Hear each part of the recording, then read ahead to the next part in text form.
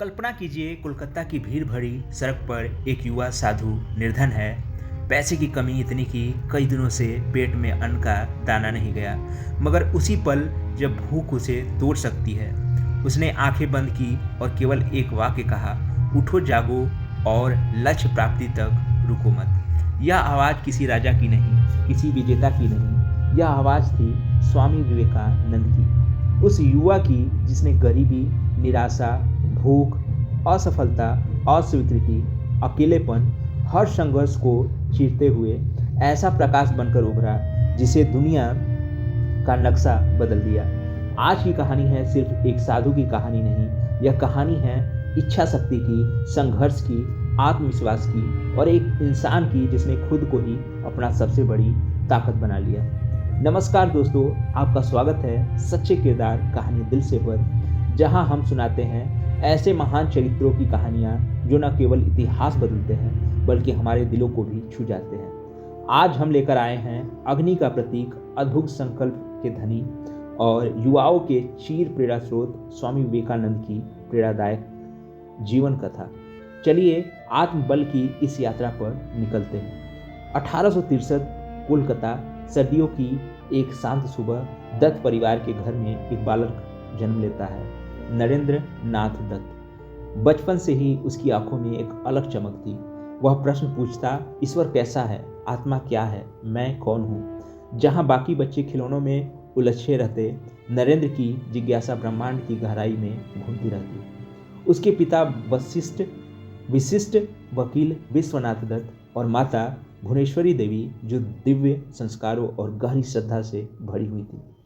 बचपन में नरेंद्र बेहद साहसी, जिज्ञासु और ऊर्जा से भरा हुआ था, लेकिन उसकी यह ऊर्जा आगे चलकर उस दुनिया का मार्गदर्शक बनाएगी, यह किसी ने सोचा भी नहीं था। नरेंद्र के भीतर दो चीजें हमेशा संघर्ष करती थी, अत्यंत व्यवहारिक बुद्धि, आध्यात्मिक गहराई। वह पढ़ाई में तेज, संगीत में कुशल, खेल में अव्वल और वाद विवाद में असाधारण था। लेकिन उसका एक प्रश्न कभी शांत नहीं होता, क्या तुमने ईश्वर को देखा है। वह साधुओं से मिलता, महापुरुषों से पूछता, पर कोई उसे संतुष्ट नहीं कर पाता। नरेंद्र को चाहिए था अनुभव, सिर्फ किताबें नहीं।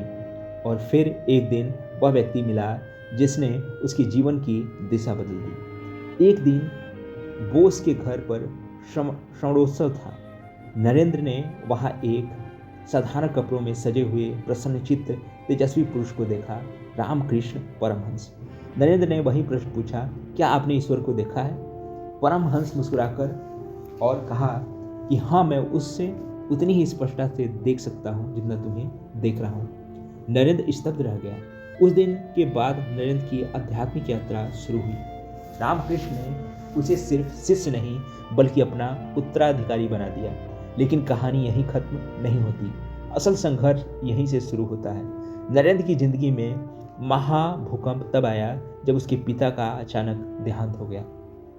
एक रात में स्थिति बदल गई। वह संपन्न परिवार अब कर्जों में डूब गया, यहाँ तक कि कई रिश्तेदारों ने घर से निकाल देने की कोशिश की। कई दिनों तक घर में खाना नहीं होता था। नरेंद्र कभी कभी छात्रों को पढ़ाकर कुछ पैसा लाता तो कभी भूखे ही सो जाता। लोग कहते, देखो यह वही नरेंद्र है जो राजा की तरह घूमता था, अब देखो इसकी हालत। नरेंद्र को ताने सुनने पड़ते थे, दरवाजे बंद होते, अपमान, भूख, असहायता, सब कुछ उसने महसूस किया। लेकिन उसने हार नहीं मानी। उसके भीतर सिर्फ एक आवाज़ थी, मैं टूटूंगा नहीं। रामकृष्ण परमहंस ने पहले ही कहा था कि नरेंद्र, दुनिया नहीं पहचानती, एक दिन जान जाएगी। नरेंद्र, दुनिया तुम्हें नहीं पहचानती, एक दिन जान जाएगी। नरेंद्र ने स्वयं को तपस्या में झोंक दिया। कन्हाई घाट, काशी, बोध गया, अल्मोड़ा, वह जगह जगह भिक्षा मांगते, रातें जंगलों में बिताता और साधुओं से ज्ञान अर्जित करता। गरीबी उसे झुका नहीं पाई, यह गरीबी ही उसका असली हथियार बन गई। परमहंस का निधन नरेंद्र के जीवन की सबसे गहरी चोट थी, लेकिन उनकी अंतिम वाणी, नरेंद्र मेरी शक्ति तुम्हारे साथ रहेगी, यह उसके जीवन की ऊर्जा बन गई। नरेंद्र ने अपना नया नाम लिया, स्वामी विवेकानंद। वह अब सिर्फ एक युवा नहीं, एक मिशन था। 1893 में विश्व धर्म संसद शिकागो, विवेकानंद को वहाँ जाना था, लेकिन जेब में पैसे नहीं।